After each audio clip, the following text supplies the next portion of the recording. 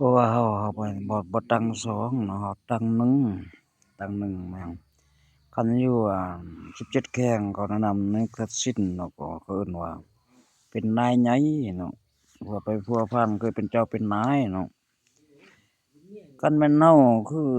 อยู่บ้านอยู่ช่องจะนั้นจะนี้เขามักเอิ้นหัวหน้ารถจกเขามักเอิ้นหัวหน้านี่บัดสุดท้ายอยู่บนโรงเขาจึงมีว่าบ้านหัวหน้าใหญ่อันนั้น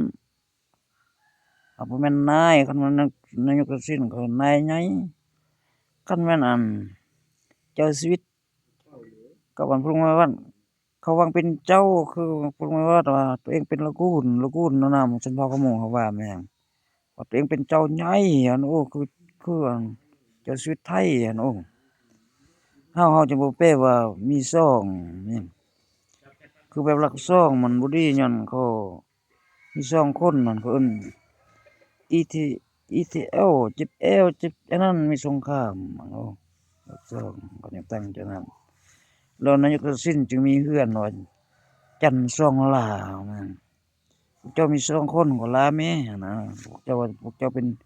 ดวงจันทร์น่ะล่ะบ่เป็นเดือนน่ะล่ะบ่เพราะฉะนั้น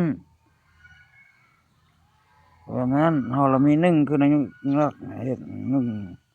เฮาละแม่นแบบว่านี่แถวบ้านเมียแม่งก็อย่างนั้นแตะกี้เขามักเอิ้นหัวหน้ารถจกจะนั้นจะนี้ติหัวหน้าแต่อยู่บนโรงเขาว่ามีป้ายว่าบ้านหัวหน้าใหญ่เพราะฉะนั้นคันมันนายกทักษิณก็เอิ้นนายใหญ่หนึ่งหัวหน้าอันหนึ่งนายอันนั้นเขาเคยเป็นเจ้าเป็นนายฉะนั้นอันหนึ่งแนะนำเฮาไปเฮ็ดเวียกว่าแนะนำบางเทื่อเนาะเขาถามจะนั้นจะนี้บางแบบว่าคุมภาคสนามซื่อๆการเอาไปทางมาภาคสนามจะนี้ก็เอิ้นหัวหน้าแต่ตกอยู่บนโรงเบิ่ง